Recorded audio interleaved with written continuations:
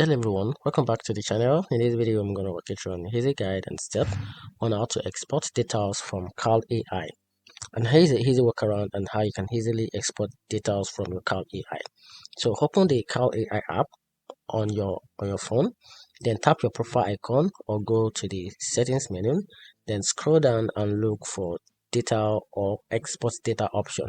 Then tap export data. Then from there choose the data range or types of data you want to export. For example, if it is from meal, calories or macros. Then after that tap generate export or download or tap the download button, and the app will create a file which is usually a CSV or a PDF. So just choose between the two, then select how you want to receive it via your email, maybe sent to files or shared directly. And that's how you can easily export data from Cloud AI. Hope you find the video helpful. If you did, turn on the notification button and subscribe for more videos.